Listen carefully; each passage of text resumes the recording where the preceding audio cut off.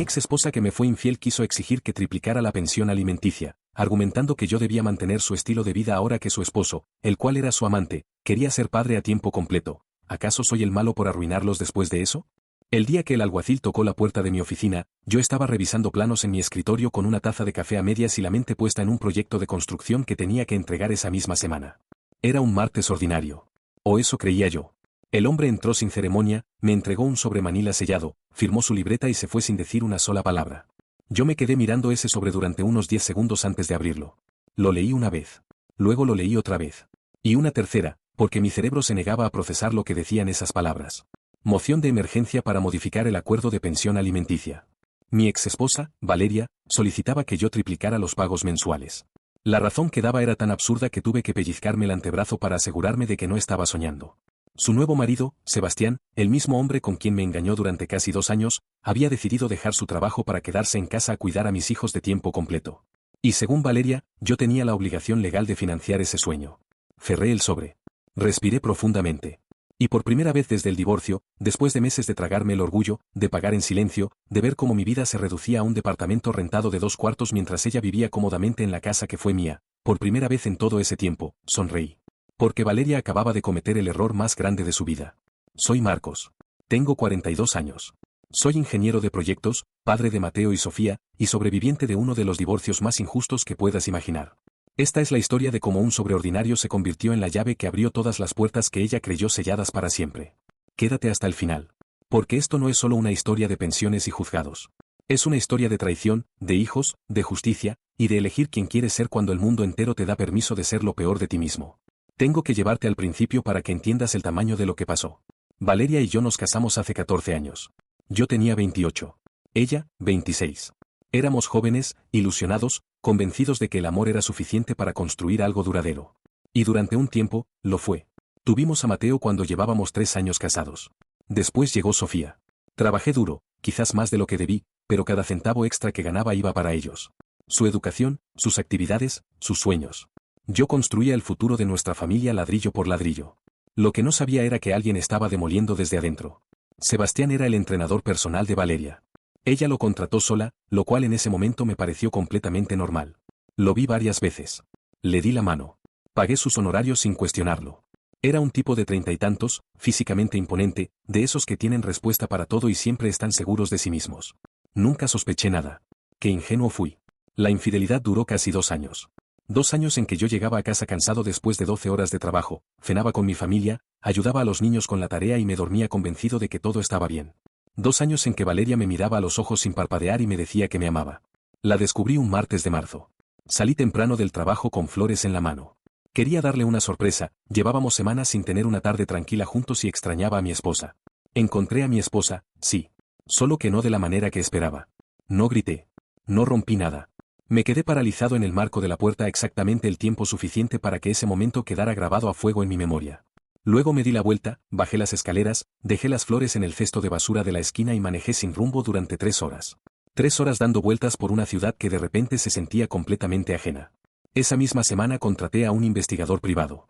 Se llamaba Gustavo Riera. Un hombre de pocas palabras, mucha eficiencia y 0 juicios morales. Le expliqué la situación en 15 minutos. Él asintió, tomó nota y me dijo que me llamaría cuando tuviera algo. Gustavo tardó exactamente 8 semanas en compilar el caso más completo que yo haya visto fuera de una serie de crímenes reales. Fotos fechadas de encuentros en hoteles, en el carro de Sebastián, en parques donde pensaban que nadie los conocía. Grabaciones de conversaciones donde los dos planeaban con una frialdad que todavía me revuelve el estómago exactamente cómo iban a manejar el divorcio para sacarme todo. Registros bancarios que mostraban dinero de nuestra cuenta conjunta gastado en cenas para 2, en regalos, en escapadas de fin de semana que yo nunca conocí. Tenía evidencia de sobra para destruirla en cualquier corte del país. El problema fue lo que hice con ella. Mi primer abogado se llamaba Dr. Fuentes. Hombre mayor, conservador, de los que creen que la guerra más inteligente es la que se evita. Me dijo textualmente, no presentes la evidencia de la infidelidad. Si la humillas públicamente, el juez verá a un hombre resentido y vengativo, no a un padre responsable. Llega a un acuerdo. Protege a tus hijos del escándalo. Y yo, como el idiota más completo del universo, le hice caso. Valeria se quedó con la casa. La casa que habíamos comprado juntos, donde habíamos pintado las paredes, donde los niños habían dado sus primeros pasos, donde yo había pasado cada fin de semana de los últimos 8 años arreglando, mejorando, construyendo. Se quedó con la mitad de mis ahorros. con una pensión alimenticia que me dejaba con lo justo para pagar un alquiler y comer.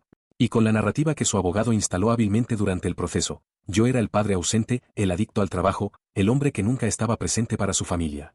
Mentiras. Todo, mentiras. Cada fin de semana era para Mateo y Sofía. Cada partido de fútbol, cada función escolar, cada cita médica. Ahí estaba yo.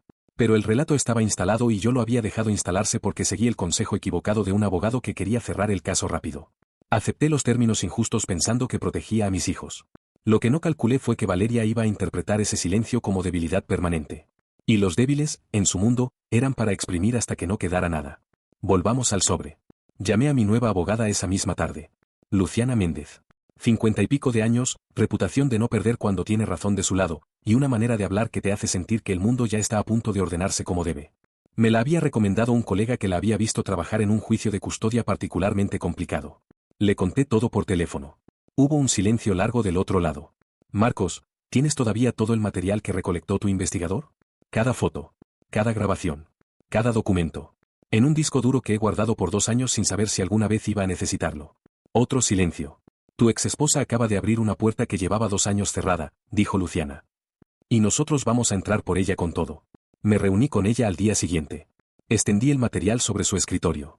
120 páginas de evidencia organizada por fecha, por tipo, por relevancia. Gustavo había hecho un trabajo impecable. Los ojos de Luciana se fueron agrandando a medida que revisaba cada pieza. Cuando terminó, cerró la carpeta y me miró directamente. ¿Por qué no presentaste esto en el divorcio original? Mi primer abogado me dijo que era mejor no hacerlo. Luciana soltó el aire por la nariz con esa expresión que tienen los profesionales cuando escuchan algo que los irrita profundamente pero que ya no pueden cambiar. Ese hombre te hizo un daño enorme. Pero escúchame bien, al presentar esta moción, tu exesposa cometió un error gravísimo. Nos abrió la puerta para revisar todo el proceso de divorcio. Podemos argumentar fraude procesal. Podemos demostrar que el acuerdo original se obtuvo mediante engaño y ocultamiento de información material. El juez puede anular o modificar significativamente los términos. Sentí algo que no reconocía al principio. Luego me di cuenta de que era Esperanza. Hacía tanto tiempo que no la sentía que casi no la identifiqué. ¿Y la custodia? Pregunté, llegando al único punto que realmente me importaba. Luciana me miró a los ojos. Con esta evidencia podemos pelear por custodia compartida real. Quizás más, si encontramos lo que creo que vamos a encontrar. ¿A qué te refieres? A que los hombres como Sebastián no tienen un solo secreto. Tienen muchos. Deja que Gustavo siga trabajando. Llamé a Gustavo esa misma noche. Le pedí que retomara la vigilancia. Lo que descubrió en las siguientes 3 semanas fue, como diría él mismo en su tono completamente neutro, material de primera calidad. Sebastián no había renunciado voluntariamente a su trabajo como entrenador personal. Lo habían despedido. El motivo, acoso sexual a 3 clientas diferentes. El gimnasio lo había sacado en silencio para evitar el escándalo, pero Gustavo obtuvo las declaraciones de las mujeres, los correos del gerente, los registros disciplinarios. Todo. Y eso era solo el comienzo. Sebastián tenía deudas. Muchas. Tarjetas de crédito al límite, préstamos personales, dinero que debía a conocidos que ya habían perdido la paciencia. Más de $30.000 en números rojos. Y encima de todo eso, casas de apuestas deportivas. Al menos 3. $15.000 más enterrados en apuestas que nunca ganó. Por eso quería quedarse en casa. No era vocación de padre de tiempo completo. Era que ningún gimnasio decente volvería a contratarlo y sus acreedores le pisaban los talones. Y por eso Valeria necesitaba mi dinero. No para Mateo y Sofía. Para tapar el agujero financiero que el hombre de su vida había cavado bajo sus pies. Mis hijos vivían en esa casa. 2 semanas después de recibir la moción, Luciana presentó nuestra respuesta en el juzgado. No solo negamos el aumento. Los contrademandamos. Fraude procesal. Ocultamiento de información material durante el divorcio original. Alienación parental. Y adjuntamos las 120 páginas de evidencia, meticulosamente organizadas, con cadena de custodia verificable para cada pieza. Gustavo estaba estacionado a media cuadra de la casa de Valeria cuando el alguacil entregó los documentos ese viernes por la tarde. Me llamó a los 30 segundos de que el alguacil se fue. Marcos. Deberías haber visto su cara. Se puso completamente blanca. Sebastián intentó leer por encima de su hombro y ella le gritó que se alejara. Luego empezó a caminar en círculos por la sala. Lo vi todo por la ventana. Por primera vez en meses, reí. Una risa verdadera, desde adentro. Esa noche Valeria intentó llamarme 4 veces. Ignoré cada una. Al 5.º intento me mandó un mensaje de texto. Marcos, necesitamos hablar. Piensa en los niños. Qué conveniente acordarse de los niños ahora. Cuando estaba en la cama con Sebastián, ¿pensó en los niños? Cuando planeaba congelados cómo sacarme todo en el divorcio, ¿pensó en los niños? Cuando les gastó su dinero de educación en cenas románticas, ¿pensó en los niños? No respondí. Luciana había sido clara, cero contacto directo. Todo a través de abogados. 3 días después, el abogado de Valeria llamó a Luciana. Querían reunirse. Querían llegar a términos razonables. Querían evitar el juicio. Mi respuesta fueron 2 palabras. Nos vemos en corte. Mientras tanto, la vida seguía. Mateo y Sofía no sabían nada del huracán legal que se estaba formando sobre sus cabezas. Yo los veía cada 2 fines de semana, como establecía el acuerdo original. Al parque, a sus actividades, escuchando sus historias con toda la atención del mundo. Mateo tenía 11 años. Sofía, 9. Eran buenos niños, inteligentes, con una resiliencia que me asombraba y que probablemente heredaron de tener que adaptarse a una situación que ningún niño merece. Un domingo, tomando helado en nuestra heladería de siempre, Sofía me preguntó algo que me heló la sangre más que el cono que tenía en la mano. Papá, ¿por qué mamá dice que ya no puedes pagar nuestras cosas? Me quedé inmóvil. Mateo bajó la vista al helado sin decir nada, pero ese silencio también era una respuesta. Le pregunté a Sofía qué exactamente le había dicho su mamá. Que eres egoísta y que Sebastián tiene que cuidarnos ahora porque tú no quieres. Respiré profundamente. Escúchenme bien los dos. Yo siempre voy a cuidarlos. Siempre. Nadie, absolutamente nadie, va a impedir que los vean y que esté con ustedes. ¿Entendido? Ambos asintieron. Pero vi la confusión en sus ojos y esa confusión me rompió el corazón en pedazos. Esa noche llamé a Luciana y le conté. Documenta cada conversación en que los niños repitan algo así. Fecha, hora, contexto, palabras exactas. Esto refuerza enormemente el caso de custodia. Un juez no tolera la alienación parental. Empecé a llevar un registro. Cada visita. Cada comentario. Cada detalle que los niños mencionaban sobre lo que pasaba en esa casa. Y lo que empecé a escuchar me preocupó más que cualquier documento legal. Sofía me contó que Sebastián y su mamá peleaban todo el tiempo. Que las peleas eran por dinero. Que a veces se gritaban tan fuerte que los vecinos golpeaban la pared. Mateo, más reservado, solo dijo una vez que la casa se sentía triste. La casa se sentía triste. Con eso me bastó. Las 6 semanas hasta la audiencia se sintieron como 6 años. Luciana y su equipo prepararon cada detalle. Ensayamos mi testimonio. Revisamos la evidencia pieza por pieza. Identificamos los puntos donde el abogado de Valeria intentaría atacar y preparamos respuestas para cada uno. Llegué a la corte 1 hora antes el día de la audiencia. Luciana ya estaba allí, tranquila, repasando documentos con la serenidad de alguien que sabe exactamente qué va a pasar. A las 9 en punto entró Valeria con su abogado. Sebastián no estaba. Según Luciana, su propio abogado lo había convencido de no aparecer. Tenía demasiado historial para mostrarse en un tribunal familiar. Valeria me lanzó una mirada cuando pasó por mi lado. Yo la sostuve sin parpadear, sin moverme, sin darle ninguna señal de lo que fuera. El juez se llamaba Altamirano. 60 años, cara de pocos amigos, reputación de estricto pero absolutamente justo. Alguien que no toleraba maniobras procesales y que había visto suficientes divorcios complicados para detectar mentiras antes de que terminen de formularse. El abogado de Valeria presentó su caso primero. Según él, mis ingresos habían aumentado significativamente desde el divorcio. Los gastos de los niños habían crecido. Sebastián había elegido dedicarse al cuidado del hogar y de los menores, y eso requería apoyo financiero proporcional de mi parte. Cada palabra era una mentira pulida y presentada con traje. Cuando Luciana se puso de pie, la temperatura de la sala cambió. Su señoría, lo que estamos presenciando es un intento de fraude financiero. La señora Valeria no necesita más dinero para los niños. Necesita más dinero para el estilo de vida de su nuevo esposo, un hombre que fue despedido de su trabajo por acoso sexual a 3 clientas y que acumula más de $45.000 en deudas personales y de apuestas. El abogado de Valeria saltó de su silla. El juez lo detuvo con un gesto. Si se solicita un aumento de pensión alimenticia, la situación financiera de todos los miembros del hogar es completamente relevante. Continúe, licenciada Méndez. Luciana presentó todo. Las fotos con metadatos verificables. Las transcripciones de las grabaciones. Los registros bancarios. Las declaraciones de las 3 mujeres que Sebastián había acosado. Los documentos de sus deudas. Los registros de las casas de apuestas. 120 páginas que contaban la verdad que yo había callado durante 2 años por un consejo que nunca debí seguir. Cuando llegó mi turno en el estrado, Luciana me guió con calma. Señor Ibáñez, ¿por qué no presentó esta evidencia durante el divorcio original? Porque fui un tonto, respondí sin dudar. Porque creí que si no generaba un escándalo, mis hijos no sufrirían. Acepté términos injustos convencido de que los protegía. Pero me equivoqué. Porque ahora mi exesposa está usando a esos mismos niños como herramientas para extraer más dinero, y les dice que su padre no los quiere. Eso termina hoy. Cuando el abogado de Valeria me interrogó, intentó pintarme como un hombre resentido que solo quería vengarse. Señor Ibáñez, ¿no es verdad que toda esta demanda es simplemente un acto de venganza porque no puede aceptar que su esposa eligió a otra persona? No, respondí con una calma que yo mismo me sorprendí de tener. Estoy aquí porque mi exesposa cometió fraude procesal, porque la pensión que pago está financiando deudas de apuestas en lugar de las necesidades reales de mis hijos, y porque les está diciendo a esos niños que su padre no los quiere cuando eso es mentira. Esto no tiene nada que ver con mi ego. Tiene todo que ver con protegerlos. El juez Altamirano tomó nota sin mirarme. Luego subió Valeria al estrado.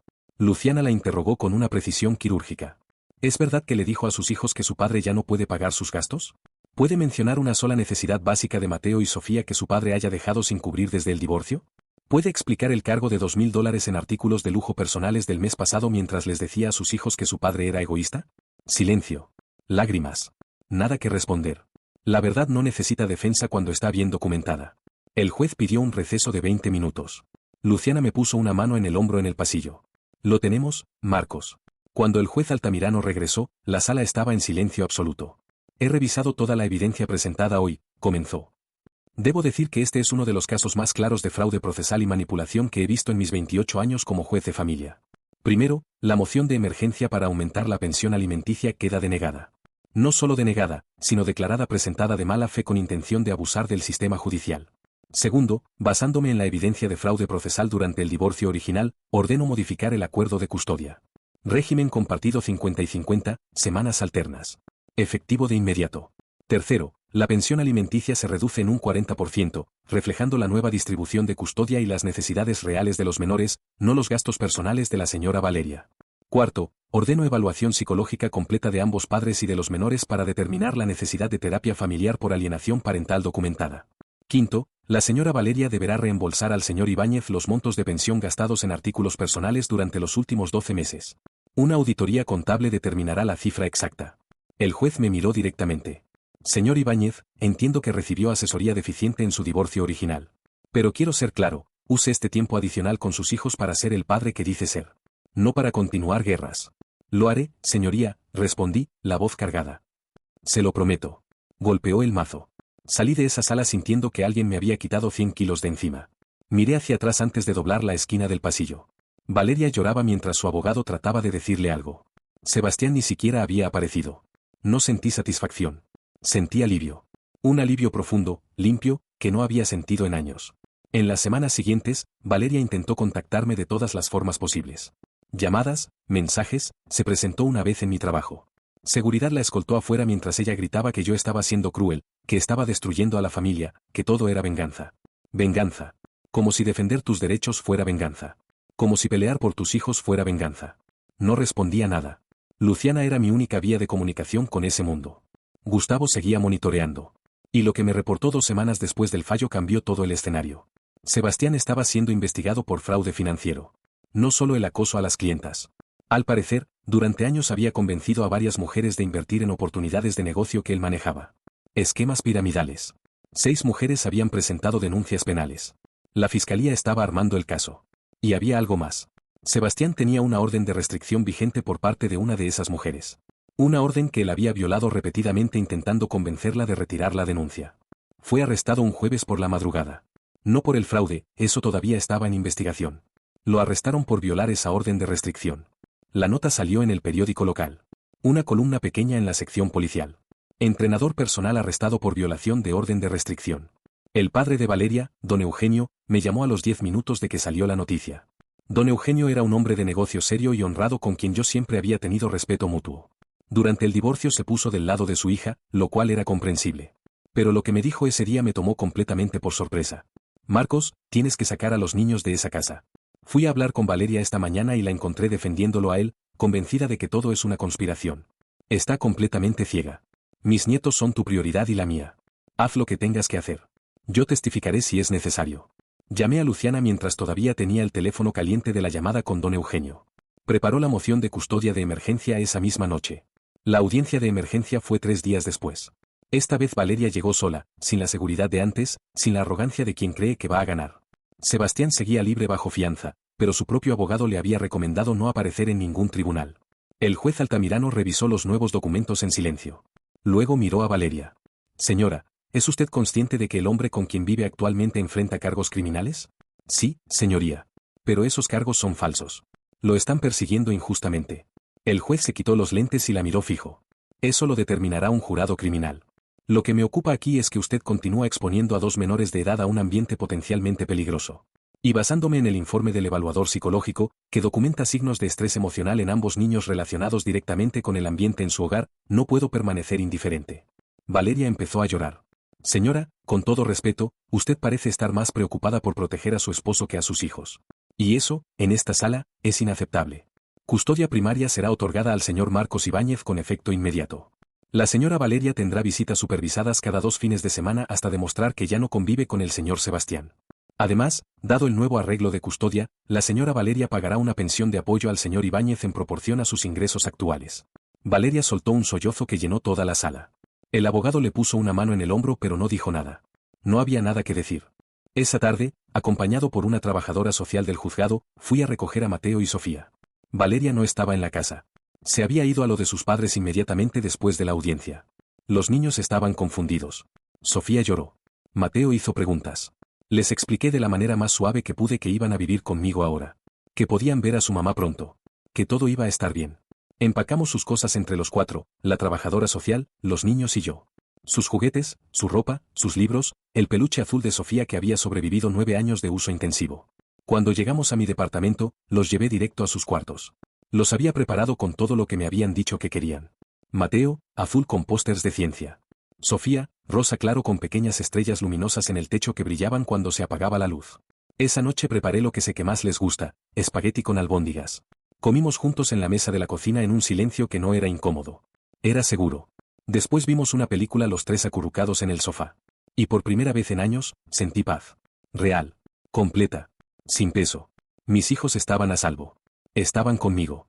Y nadie iba a volver a quitármelos. Los primeros meses con Mateo y Sofía viviendo conmigo de tiempo completo fueron un ajuste para todos, pero los niños florecieron con una velocidad que me dejó sin palabras. Mateo se relajó visiblemente. Los hombros que siempre llevaba tensos se aflojaron. Empezó a sonreír más, a hablar con entusiasmo de sus días, a hacer los chistes malísimos que heredó de mí y que siempre lo hacían reír el primero. Sofía necesitó más tiempo. Por las noches la escuchaba llorar suavemente en su cuarto. Me rompía el corazón, pero la trabajadora social que hacía visitas semanales me aconsejó que le diera espacio sin dejarla sola. Una noche toqué su puerta. ¿Puedo entrar, Sofía? Sí. Estaba acurrucada con el peluche azul, las mejillas mojadas. Extraño a mamá, susurró. Sé que todo estaba mal allá. Sé que Sebastián gritaba y peleaban todo el tiempo. Pero era mamá. Lo sé, mi amor. Y está bien que la extrañes.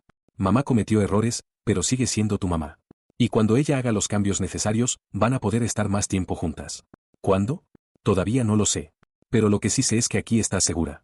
Que papá siempre va a estar aquí. Asintió. Se limpió las lágrimas con el dorso de la mano. Me gusta vivir aquí contigo, papá. Solo desearía que las cosas fueran diferentes. Yo también, cariño. Yo también. Mientras tanto, la vida de Sebastián colapsó con una velocidad que ni yo esperaba. Las demandas civiles por acoso avanzaron. El caso de fraude financiero llegó a juicio. Las casas de apuestas enviaron cobradores. Sus acreedores personales lo empezaron a buscar con urgencia creciente. Y una mañana, según me contó don Eugenio con la voz cargada de una tristeza que no era por él sino por su hija, Sebastián simplemente no estaba. Se fue. Sin nota. Sin explicación.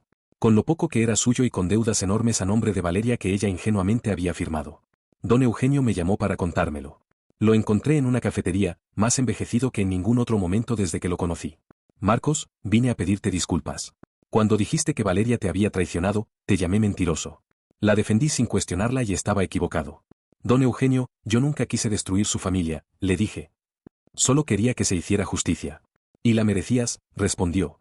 Mira a mis nietos. Tú los estás criando bien. Eso es lo que importa ahora. Luego me preguntó algo que me sorprendió. ¿Podrías considerar permitir visitas más largas con Valeria cuando esté lista? Está en terapia. Está trabajando en entenderse a sí misma. Los niños la necesitan, Marcos. Y ella los necesita a ellos. Cuando la terapia y la trabajadora social digan que es seguro, respondí, lo consideraré. Pero Valeria tiene que demostrar que está haciendo el trabajo de verdad, no solo de forma. Don Eugenio asintió. Le diré. 6 meses después del fallo de emergencia, el juez Altamirano nos citó para la revisión. Los informes de la trabajadora social, del evaluador psicológico y de los terapeutas de los niños eran consistentemente positivos. Mateo había descubierto un talento enorme para las matemáticas y la ciencia. Sus maestros recomendaban programas avanzados. Sofía había encontrado su pasión en la fotografía, capturando momentos con una sensibilidad que a veces me dejaba sin aliento. Florecían. Los dos. Valeria también cumplía. Terapia 2 veces por semana. Empleo estable en la empresa de su padre. Sin Sebastián, quien para ese momento ya había sido condenado a 4 años de prisión por fraude financiero. Sin drama. Sin maniobras. El juez revisó todo con calma. Ha habido un progreso notable, comenzó. Señora Valeria, los reportes de su terapeuta y de la trabajadora social hablan bien de su trabajo. Señor Ibáñez, podría haber usado su posición para hacer este proceso mucho más difícil. Eligió no hacerlo. Eso habla de su carácter. Nuevo régimen, custodia compartida 60-40. Yo mantengo custodia primaria. Valeria tiene a los niños cada fin de semana y un día entre semana. Revisión en 6 meses. Cuando salimos, Valeria se acercó a mí. Gracias por no hacer esto más difícil de lo necesario. Lo hice por Mateo y Sofía, respondí. Solo por ellos. Pero Valeria, escúchame bien. Esta es tu oportunidad de ser la madre que ellos necesitan. Si alguna vez vuelves a usar a los niños para manipularme, pelearé con todo y lo ganaré todo. Lo sé. Lo aprendí de la manera más dura posible. Me di la vuelta y caminé hacia el estacionamiento. Esa noche, cenando con Mateo y Sofía, les conté la decisión del juez. Estaban emocionados de ver más a su mamá. Sofía levantó su vaso de jugo con una solemnidad de 9 años que me hizo sonreír. Brindis por nuestra familia. Mateo levantó el suyo. Por nuestra familia. Chocamos los vasos. Y supe que cada batalla, cada noche sin dormir, cada audiencia, cada documento había valido la pena. Han pasado 5 años desde aquel sobre. Mateo tiene 16. Sofía, 14. Son adolescentes que me dejan sin palabras con la madurez y la resiliencia con que manejan el mundo. La coparentalidad funciona. Valeria reconstruyó su vida. No somos amigos, nunca lo seremos, pero somos 2 adultos que pusieron a sus hijos por encima de su orgullo y eso es suficiente. Yo conocí a alguien. Se llama Patricia. La conocí en una reunión de padres. Es viuda, tiene una hija. Tiene esa fortaleza silenciosa que viene de haber sobrevivido lo impensable y de haber elegido levantarse de todas formas.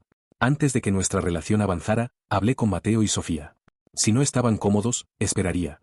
Mateo me miró con esa seriedad de adolescente que a veces me recuerda demasiado a mí mismo. Papá.